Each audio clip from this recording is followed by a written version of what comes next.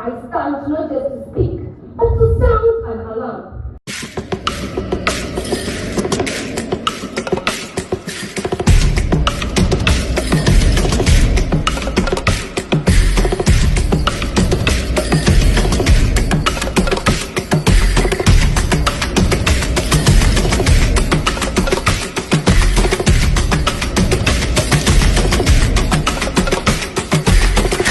SERWAA KESSE and GOMOA Senior and Technical Staff.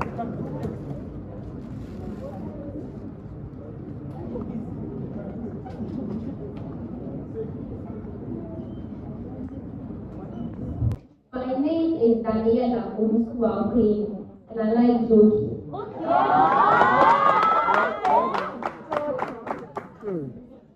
My name is Mary from GOMOA, and I love dancing.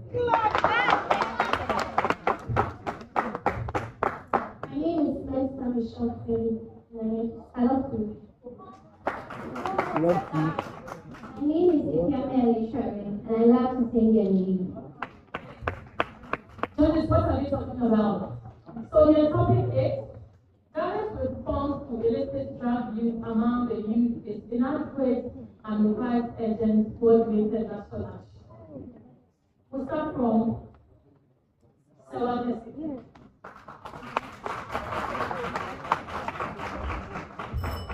Honorable Chair, distinguished guests, fellow youth, ladies and gentlemen, I am Miss Shortman, a student of the ever-winning SERWAA KESSE Girls High School, Giant Kanta project, and I stand before you today not to point fingers, but sound an alarm. The alarm says Ghana's response to illicit drug use among our youth is inadequate. And if we don't act together and act now, we will raise within our entire generation what is illicit drug use. Reflects the consumption of intake of drugs that are prohibited by law. More through agency had to hold out in Ghana. Since really short on Saturday night. The truth is there, hidden in plain sight. Travelers, red and blue, cannabis, sugar, and nearly cocaine are no longer substances to hear about only in police reports.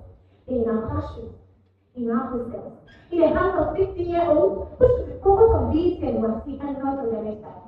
The Accra Psychiatric Hospital nursing for young people who is sure to induce psychosis with any other mental illness. Narcotics reports confirm that out of about 50,000 drug users in Ghana, 35,000 of them are students from junior high, senior high, and tertiary institutions ranging from age 12 to 35, between 0.25 and 0.26 alone. This is not a distant problem. These are our brothers, our sisters, and our future workforce. Institutions are working. Why are we seeing no progress this year? Yes, Ghana has lost. The narcotics of 2020 was a step forward. We have an Narcotics Control Commission.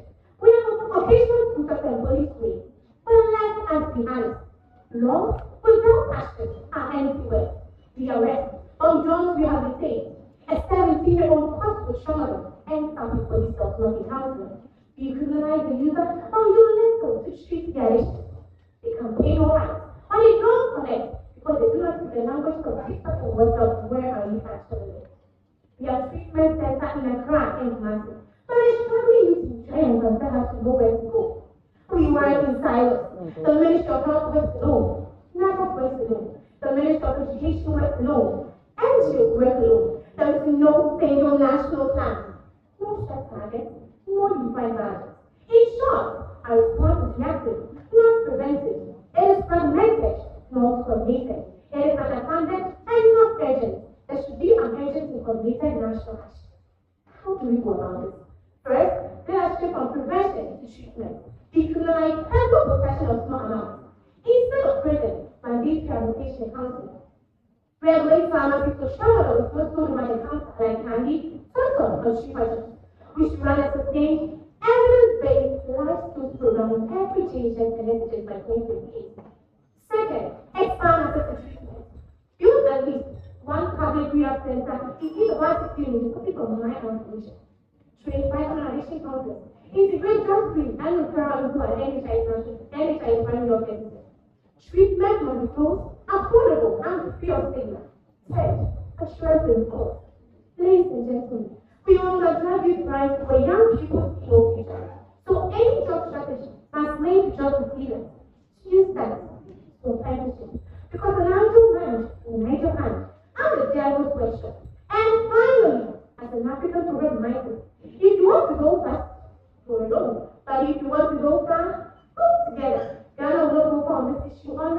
together. So schools, parents, teachers, nurses, and the youth themselves cannot fit in the vacuum.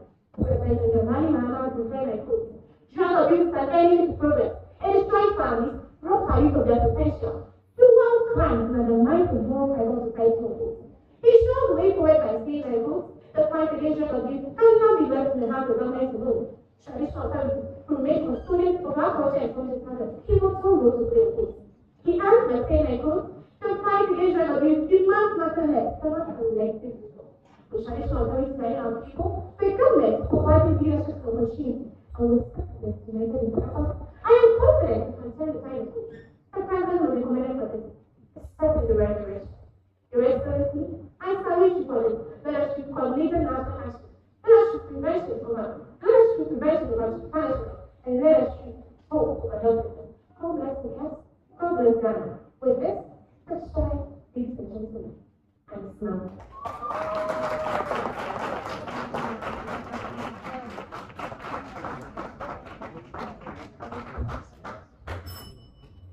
The chairperson, all protocols observed. My name is Daniela Obusuwa, representing GOMOA Senior High Secondary School. Ladies and gentlemen, if I gave each of you a sibling of Ghana's future right now, today I stand not just to speak, but to sound an alarm. Ghana's response to illicit drug use among youth is inadequate and requires urgent coordinated national action. First, ladies and gentlemen, let us define our key things. Illicit drug use refers to the non-medical use of substances prohibited by law or medically controlled substances taken without prescription in Ghana. This includes tramadol abuse, codeine-laced cough syrup, marijuana, and now the deadly red and blue. Next, issue per Ghana's national youth policy. This refers to persons between 15 and 35 years. The youth constitute 57% of Ghana's population. Last but not least, coordinated national action. And truly, this is what the United Nations Office on Drugs and Crime prescribes. I quote, a balanced, integrated, comprehensive approach involving health, education, law enforcement, and community. Unquote. Ladies and gentlemen, the numbers betray us. Ghana is bleeding. The Ghana Health Service reported in 2023 that over 1.5 million Ghanaians aged 15 to 64 show illicit drugs, with the highest prevalence among youth aged 15 to 35. The Narcotics Control Commission reveals that tramadol abuse among SHTS students rose by 73% between 2019 and 2024. In 2025, Palawan Teaching Hospital admitted 412 youth for drug-induced psychosis, a 40% jump from 2022. Ladies and gentlemen, action costs. How did we get here? Simple, because our systems are failed. The Narcotics Control Commission Act 2020 decriminalized personal use, but where are the rehabilitation centers? The free SHTS policy gave access, but where is the structured drug education curriculum? We arrest the boy with tramadol, but ignore the cartel at the port. Why must we act and why now? Because the youth are not just Ghana's future, they are Ghana's present. The African Union Agenda 2063 says, and I quote, the youth of Africa shall be the architects of the African reborn, unquote. How do we hold the broken architects? Every month we delay, we lose teachers, nurses, and coders to addiction. So, what does urgent coordinated national action look like?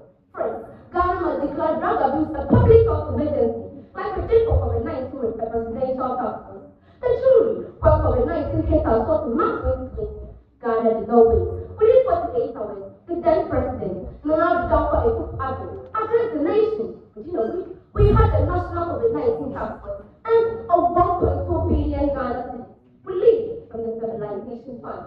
Second, we must fund and build regional rehabilitation centers in all the 16 regions within 24 months. The Narcotics Control Commission Act 2020 was right to decriminalize personal use, but decriminalization without treatment is abandonment. Last but not least, integration of mandatory drug education into our SHTS curriculum, taught by trained counselors, not just funded by house masters and best presidents. Panel of judges, I humbly ask you, if not now, when? If not us, who? How many more complaints must we carry time before we call this what it is, a national crisis. In conclusion, ladies and gentlemen, Kofi Annan warned us that a nation that destroys cities commits suicide. Today, I add the words of Ghana's own Dr. Kwame Nkrumah, quote, action without thought is empty, thought without action is blind, unquote. Ghana cannot rise with a broken back of addicted youth. We cannot say general assassinate while we sell our future for the people. Ladies and gentlemen, from this call, let us demand the action that is urgent, coordinated, and national. Because the siblings are still ahead. The question is, will we water them or will we water them die? Thank you for your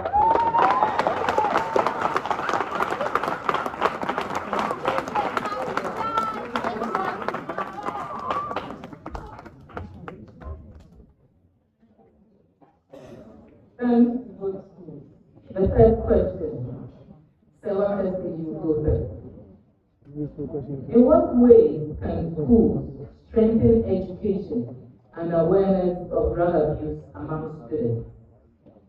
In what ways can schools strengthen education and awareness of drug abuse among students?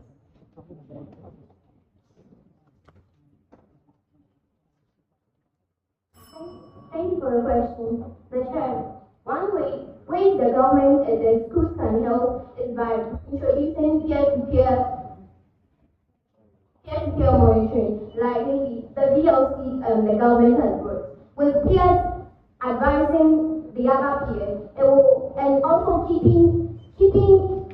helping the other peers desist from drugs. It will help reduce drugs. And also one way is that they can induce extracurricular like sporting activities so that it will keep students in schools very busy. And as the proverb goes, an idle mind and an idle hands are the devil worship. So if these children are involved in sporting activities, it will make them busy. Thank you.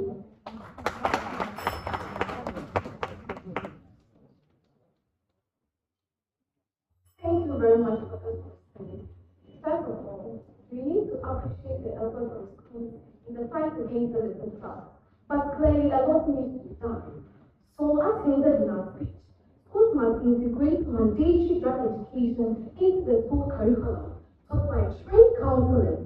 And also, schools should prioritize the guidance and counseling units in our schools, because it is no secret that most of the guidance and counseling units in our schools have become white elephants. It is time that GES find resources so that the G&C units in our schools will be able to provide adequate and proper counseling to students facing drug issues. Also, schools should not see students who use illicit drugs merely as criminals, but also refer them to rehabilitation centers for the needed action.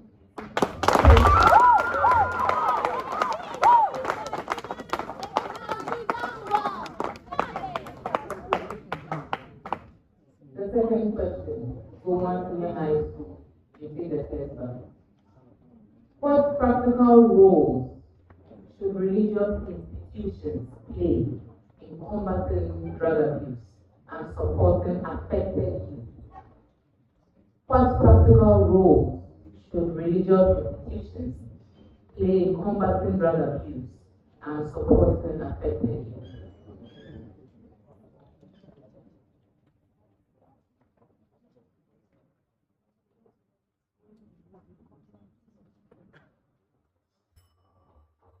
Thank you very much for this question. Traditional institutions can help the fight against illicit drugs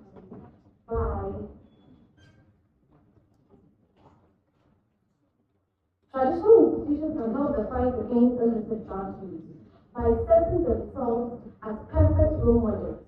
The traditional leaders who set themselves as perfect role models for the youth should emulate. And also, traditional leaders should train youth or tell youth about some of the dangers of using illicit drugs, and that can help reduce the fight against illicit drugs.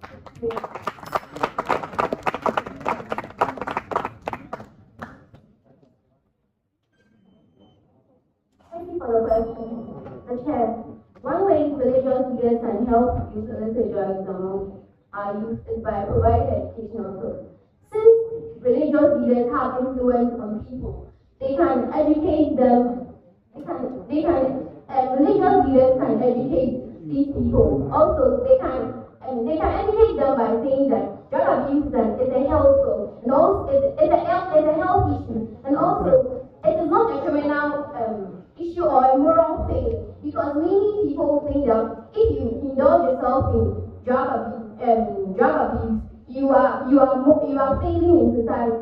So one way religious leaders can do is by counseling their people. Thank you. And also, to add up to my stance that President Ramani has made it clear that the fight against drug abuse cannot be left in the hands of the government alone. So traditional Christian religious leaders have a pivotal role to play. So they can implement more policies.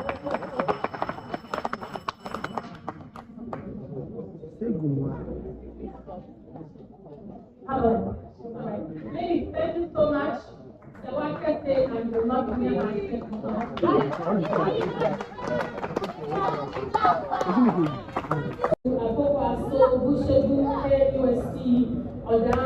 going against SHTS and then SERWAA KESSE and GOMOA Senior High Technical School.